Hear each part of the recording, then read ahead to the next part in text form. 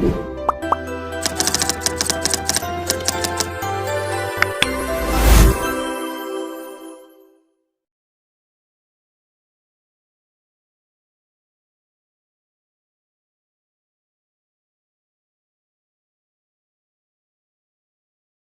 तो बहुत कहावतें हैं, लेकिन दो कहावतें बड़ी मशहूर है। कहते हैं कि दिल्ली दिलवालों की है, और दूसरी कहावत ये भी है कि प्यार कभी भी हो सकता है, किसी भी उम्र में हो सकता है।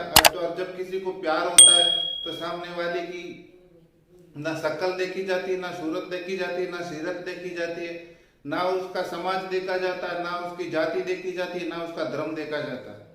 बस प्यार हो जाता है।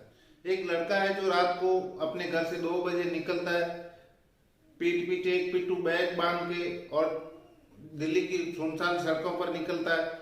और जहाँ कहीं भी उसको सुनसान जंगल या हरा भरा क्षेत्र कहीं भी दिखाई देता है, वहां पे अपने बैग में से जो भी सामान होता है वो निकाल के वहां फेंक देता है और वापस घर चला आता है। ये उसका कार्यक्रम रोज 18 दिन तक चलता है। रात को 2 बजे अपने घर से निकलता है, फिर सुनसान जगह देखता है, और वहीं पे वो अपने बैग में से सामान जो भी होता है वहां पे डाल के फिर अपने घर आ जाता है। 200 करोड़ की आबादी वाले इस शहर में रात को उस लड़के को कोई नहीं पूछता है, ना पुलिस पूछती है, ना और कोई पूछता है कि वो कहाँ जा रहा है, किधर आ रहा, किधर से आ रहा है, और रात को बैग में लेके क्या घूम रहा है। और ये दिनचर्या उसकी लगातार 18 दिन तक चलती रहती है। आदाब, नमस्कार, सत श्री अकाल। आज की जो सच्ची घटना आप लोगों को सुनाने जा रहा हूँ वो दिल्ली में रहने वाले दो प्रेमी की है, जो आपस में प्रेम करते हैं, उन दो लोगों की है। इस कहानी में लड़की का नाम सरदा विकास वॉलकर होता है और लड़के का नाम आफ्ताब पूनेवाला। उन दोनों की दोस्ती एक सोशल मीडिया ऐप के जरिए होती है। धीरे धीरे ये दोस्ती उनके प्यार में बदल जाती है। उन दोनों को भी नहीं मालूम पड़ता कि दोस्ती जो प्यार में कब बदल गई, कब उन दोनों को प्यार हो गया, या इन दोनों का दिल कब एक दूसरे का हो गया। जब इन दोनों में दोस्ती, प्रेम, प्यार होता है, तब ये दोनों लोग मुंबई में अपनी अपनी अपनी फैमिली के साथ रहते हैं। लड़की एक कॉल सेंटर में जॉब करती है, लड़का अपने आप को सेफ बताता है, खाने का काम करता है, जो ये भी सोशल मीडिया पर बताता है कि वो फूड ब्लॉगर है। दोनों की बातचीत लगातार चलती रहती है, और एक दिन ऐसा आता है, आफ्ताब सरदा को बताता है कि उससे बहुत प्यार करता है, उसके लिए कुछ भी करने को तैयार है, और जहां वो बोले वहां पे रहने के लिए रेडी है। और आगे वो ये भी बताता है अगर उसकी परिवार इस चीज की इजाजत नहीं भी दे तो भी वो तेरे साथ रहने को तैयार है, और बहुत बड़े बड़े वादे भी करता है। जब ये बात सुनकर सरदा बहुत खुश हो जाती है, और अगले दिन अपने घर जाके अपने परिवार वालों से बात करती है।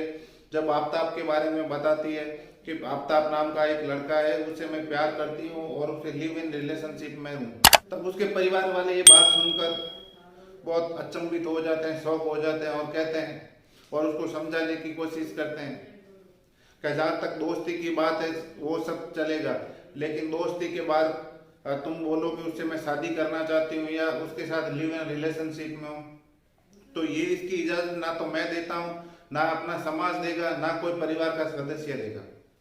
उसको बहुत समझाने की कोशिश की जाती है, उसके बाद भी वो नहीं समझती है, क्योंकि उसके ऊपर एक प्यार की जो आंखों पे पट्टी बंधी रखी थी।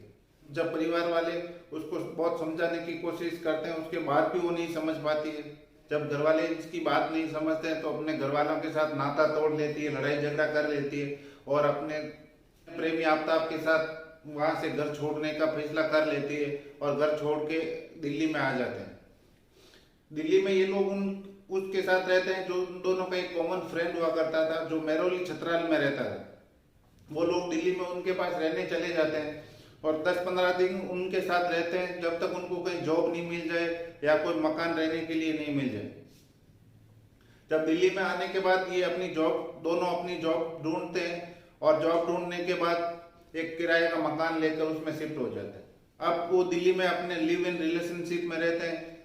धीरे धीरे दिन निकलते जाते हैं। सरदा की माँ 1-2 बार उससे बात भी करती है, उसका जो भी हालचाल होता है वो बता देती है, और जब आने का बात बोलती है तो वो बोलती है कि नहीं, मेरे को इसी के साथ रहना, मेरे को इसी से शादी करनी। अब लड़की भी आफ्ताब को बोलती है कि मेरे को शादी कर लो, जितना हो सके उतना शादी कर लेते हैं, परिवार कर लेते हैं, घर परिवार बसा लेते हैं। लेकिन आपको ये चीजें पसंद नहीं थी, उसको कहीं ना कहीं मन में ये खटक रहा था कि जब शादी करने की कहाँ जरूरत है, जब हम एक कपल की तरह ही तो रह रहे हैं, एक कपल जोड़े की तरह ही तो रह रहे हैं। अभी इसमें शादी के लिए क्या बचा है, शादी की तरह ही तो हम रह रहे हैं। लेकिन श्रद्धा को वो था कि एक बार कहीं गले में मंगलसूत्र पहना दिया जाए या सिंदूर भर दिया जाए तो एक शादी हो जाए। लेकिन रोज सुबह शाम यही बात सुनकर वो भी आफ्ताब भी पक चुका था। एक शाम की बात है, दोनों कहीं से घूम के आ रहे थे और रात का समय था। तब श्रद्धा ने आफ्ताब से यही बात वापस हो रही कि अभी शादी कर लेते हैं, बहुत टाइम हो गया। तब इस बात को लेकर आफ्ताब को बहुत गुस्सा आ जाता है और उसका गुस्से में गला पकड़ लेता है। गला उतना कस के पकड़ लेता है कि उसको भी ये नहीं मालूम पड़ता है कि उसकी जान कब चली गई, कब वो मर गई। जब वो गला छोड़ता है तब उसको मालूम पड़ता है कि वो उसने इतना कस के गला पकड़ लिया था कि उसकी जान ही निकल गई। तब वो जब मर जाती है, जब उसकी जान निकल जाती है, तो वो उसका अपनी सुध बुध खो बैठता है और उसको अभी ये भी नहीं समझ में आता कि आगे करे तो करे क्या। जब एक रात विचार विमर्श करने के बाद, अपने मन में मंथन करने के बाद, अगले दिन सुबह बाजार जाता है, जहाँ से बड़ा सा फ्रिज खरीदता है। फ्रिज की कीमत 25,000 रुपये होती है, जो बाजार में जो फ्रिज खरीद के लेके आता है। फिर अगली दुकान पे जाता है, जहाँ से एक बड़ी सी आरी लेता है। फिर एक तीसरी दुकान पे जाता है, जहाँ पे पॉलीथीन और पिट्टू बैग लेके आता है। सब चीजें घर लेके आ जाता है और वो घर आने के बाद एक ऐसे वाक्य को अंजाम देता है जो पूरे देश को झकझोर देता है। जो भी इस बात को सुनते हैं उनकी रूह कांप उठती। ऐसा वाक्य हुआ जब आफ्ताब घर आता है, तब जब श्रद्धा को अपने वॉशरूम में लेके जाता है और आरी के माध्यम से उसको काटना चालू करता है। जब काटते काटते वो थक जाता है, शाम हो जाती है, तब उसको जितने भी कटे हुए पार्ट थे वो उसको फ्रिज में डाल देता है। और बॉडी कटनी बाकी रह गई थी, शाम हो गई थी, वो थक गया था, तो उसको भी वो मुश्किल से फ्रिज में डाल देता है। और जब उसके बाद वो अपने लिए खाना ऑर्डर करता है, और खाना भी उस समय वो 2 लोगों का खाना ऑर्डर करता है कि किसी को शक नहीं हो कि घर में 2 आदमी रह रहे हैं कि एक आदमी रह रहे हैं। इसके लिए वो जब भी खाना मंगाता था तो 2 आदमी का खाना ऑर्डर करता था। और उसके बाद जो भी खाना बच जाता था या उसके पीने का पानी हो, सब वो उसी फ्रिज में रखता था जिसमें उसने लाश को काट के रखा था, उसकी बॉडी को काट के रखा था। 3 दिनों के बाद वो पूरी बॉडी के टुकड़े कर देता है और हाथ और पैर के अलग टुकड़े करता है, जिसमें किसी को पहचान में नहीं आए। उतने छोटे टुकड़े कर देता है कि अगर कोई पहचानने वाला भी उसकी बॉडी को देखे तो वो पहचान नहीं सके कि ये बॉडी किसकी है। आफ्ताब श्रद्धा के 1-2 नहीं, इतने सारे टुकड़े करता है जिसका आपको भी सोच के अचंभा होगा, आश्चर्यचकित होगा। उसके शरीर के टोटल 35 टुकड़े कर देता है। 3 दिन के बाद वह फ्रिज में से हर रात को 2 बजे घर से अपने निकलता है। जो भी फ्रिज में से कटे हुई बॉडी के पार्ट थे वो अपने एक बैग में भरता है, पॉलीथीन में डाल के बैग में भर के रात को 2 बजे घर से निकल जाता है और ऐसी जगह ढूंढता है जहाँ पे हरी भरी घास हो, सुनसान इलाका हो, वहां पे जाता है और बैग में से बॉडी के पार्ट निकाल के वहां फेंक के वापस घर आ जाता है। इसी तरह ये उसके कार्यकाल चलता रहता, क्रियाक्रम चलता रहता है और 18 दिन के बाद वो पूरी की पूरी बॉडी को डिस्ट्रॉय कर देता है। अलग अलग लोकेशन पे अलग अलग जगहों पर डिस्ट्रॉय कर देता है। श्रद्धा वैसे सोशल मीडिया पर बहुत एक्टिव लड़की थी, हर रोज कुछ ना कुछ वीडियो या फोटो अपलोड करती थी। लेकिन पिछले 2-3 महीने से जब एक भी फोटो या कोई वीडियो अपलोड नहीं हुआ, तो एक श्रद्धा की दोस्त थी जो मुंबई में रहती थी, तो उसको शक हुआ। तो उसने जब 2-3 महीने से उसका कोई भी फोटो या वीडियो सोशल मीडिया पर नहीं देखा, तो उसके घर वालों से जाके उसने बात की कि आजकल श्रद्धा कहाँ रह रही है, ना कोई भी फोटो अपलोड हो रहा है, ना कोई वीडियो अपलोड हो रहा, आपसे कभी बात हुई है, आपसे कभी मिली है। तब घर वाले बताते हैं कि हमको इसके बारे में कुछ भी नहीं मालूम, जब से यहाँ से गई है तब ना तो कभी बात हुई है, ना कभी उसने सामने से फोन किया, ना हम लोगों ने कभी उसको फोन करने की कोशिश की। जब उसका कोई भी सोशल मीडिया पर फोटो या वीडियो नहीं अपलोड होता है, तो उसका पिता अगले दिन सुबह मुंबई के उसके नजदीकी पुलिस स्टेशन में जाके उसकी कंप्लेन दर्ज करा देते हैं और उनको बताते हैं कि मेरी लड़की गुमशुदा हो गई है। लास्ट टाइम उसको दिल्ली में थी, लेकिन अभी ना तो उसका कोई कांटेक्ट हुआ, ना किसी से बात हुई। तब मुंबई की पुलिस बताती है कि ये केस हमारी कस्टडी में नहीं आता है, तो आप जैसा बता रहे कि अगर दिल्ली से है तो वो तो मुंबई पुलिस वो केस वहां से छतराल महरौली ट्रांसफर कर देती है। जब केस छतराल महरौली ट्रांसफर हो जाता है तब सरदा का पिता अगले दिन दिल्ली के लिए निकल जाता है और वहां पुलिस स्टेशन पहुंचकर पुलिस वाले से बात करता है और बताता है सारी घटना। तब पुलिस वाले आफ्ताब का फोन सर्वेलेंस पर डाल देते हैं और इत्तेफाक से उस समय भी उसका फोन चालू होता है। उसको तो यह था कि मेरे को अभी कोई नहीं पकड़ सकता, मैं तो इनोसेंट हूँ, मैंने तो कुछ किया ही नहीं। तो उसने अब तक अपना फोन चालू रखा था और जब फोन चालू रखा था पुलिस वाले ने सर्वेलेंस पे लिया तो उसका लोकेशन मालूम पड़ गया। जब लोकेशन मालूम पड़ा तो पुलिस उस लोकेशन पे पहुंची और उससे पूछताछ की। जब आफ्ताब से पूछताछ की तो पहली पूछताछ में तो उसने कुछ बताया नहीं। उसने यही बताया कि हम दोनों के बीच में झगड़ा हो गया था और झगड़ा होने के बाद वो अपने पापा के घर चली गई। उसके बाद न तो मैंने कभी उससे कांटेक्ट करने की कोशिश की और ना उसने कभी।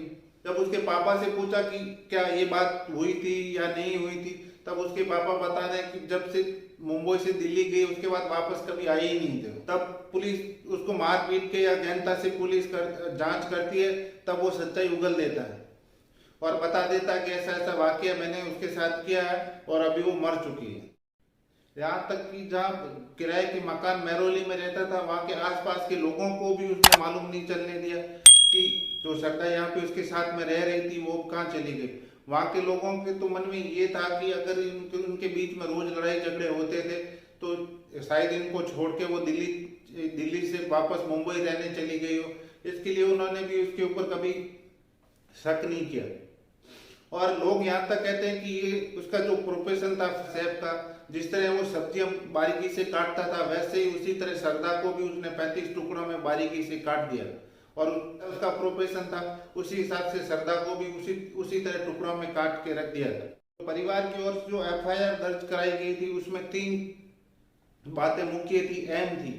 जब इस लड़की के परिवार को पता चला आफ्ताब के बारे में, बताया कि आफ्ताब के साथ वो लिव इन रिलेशनशिप में रह रही है, तब परिवार वालों ने उसको बहुत समझाने की कोशिश की। उसके माता पिता ने बहुत समझाने की कोशिश की और उसको ये भी बताया कि ये रिश्ता आगे कभी नहीं बढ़ सकता क्योंकि ये लड़का आप जो भी मिला था तुमको एक सोशल मीडिया ऐप के माध्यम से मिला था, एक डेटिंग साइट से मिला था, तो उसके ऊपर ज्यादा भरोसा नहीं किया जा सकता। कि जब परिवार ने सरदा पर दबाव बनाया था तब उसने ये बताया कि मैं 25 साल की हूँ और बालिग हूँ और मैं अपना फैसला खुद ले सकती हूँ। इस मेरे फैसले में ना परिवार कुछ बोल सकता है ना पुलिस कुछ बोल सकता है और वो मेरे को संविधान के अंतर्गत मैं बालिग हूँ। और एफआईआर में एक तीसरी बात ये थी कि जब सरदा दिल्ली आई थी एक बार अपनी माँ से मिलने के लिए, जब उसकी तबीयत बहुत खराब थी, तब वो बताती है कि उसको आफ्ताब बहुत मारता था, पीटता था और डरा धमका कर रखता था। तब भी उनके परिवार वालों ने उसको समझाया कि वो लड़का तेरे लिए अच्छा नहीं है, उसको जाने दे, छोड़ दे। तब वो घर वालों की बात मान गई थी और उनके हिसाब से चलने लगी थी। लेकिन थोड़े दिनों के बाद आफ्ताब फिर फोन करता है और उसको बहलाता फुसलाता और उससे माफी मांगता है और कहता है कि मैं आज के बाद कभी तुमको मारूंगा नहीं, कभी तुमको डराऊंगा नहीं, कभी तुम्हारे साथ जास्ती नहीं करूंगा और बहला फुसला कर फिर से अपने साथ लेके चला जाता है। आफ्ताब पुणे वाला अपनी रियल लाइफ और रियल लाइफ दोनों में उसके अलग अलग चेहरे थे। जब पुलिस ने उसका सोशल मीडिया अकाउंट खंगाला तब मालूम पड़ा कि वो सोशल मीडिया अकाउंट पर बड़ी बड़ी बातें करता था, औरतों के लिए समान की हक की बात करता था, उनको बराबरी का दर्जा देने की बात करता था और रियल लाइफ में वो एक ऐसा था कि एक इतना बड़ा दरिंदा था कि जिस लड़की से प्यार करता था उसी के 35 टुकड़े करके फेंक दिए। और उसने सोशल मीडिया के माध्यम से एक जिसके ऊपर एसिड अटैक हुआ था उसका भी उसने सराहना की, उसकी भी उसने प्रशंसा की कि उसने अपने जीवन को कैसे आगे अपने आप को प्रोत्साहित किया। लेकिन रील और रियल लाइफ में उसमें बहुत चेंजेस था, उसका डबल स्टैंडर्ड था। एक बात 2016 में उसने आर्टिकल शेयर करके बताया कि कैसे सब्जी और फल को काटना चाहिए, लेकिन उस समय ये नहीं मालूम था कि 6 साल के बाद वो अपनी ही गर्लफ्रेंड को 30 टुकड़ों में काट देगा। इस घटना के बाद 3 बड़े सबक लिए जा सकते हैं। हर माता पिता को मालूम होना चाहिए कि उसके संतान, उनके लड़के लड़कियां किससे मिल रहे हैं, किससे बातचीत कर रहे हैं और किसके साथ रह रहे हैं और सोशल मीडिया पर किन लोगों से बात कर रहे हैं। वो हर एक चीज की जानकारी हर एक माता पिता को होनी चाहिए। दूसरी है कि लड़का हो या लड़की किस लड़के के साथ रिलेशनशिप में या किसके साथ नहीं है, वो परिवार के हर सदस्य को मालूम होना चाहिए। उस लड़के की हर एक गतिविधि या उस हर एक लड़की की हर एक गतिविधि परिवार के हर एक सदस्य को मालूम होनी चाहिए। तीसरा, और ऐसे मामलों को हर एक उस स्तर पर लेके जाना चाहिए और ऐसे परिवार की हमेशा मदद करनी चाहिए।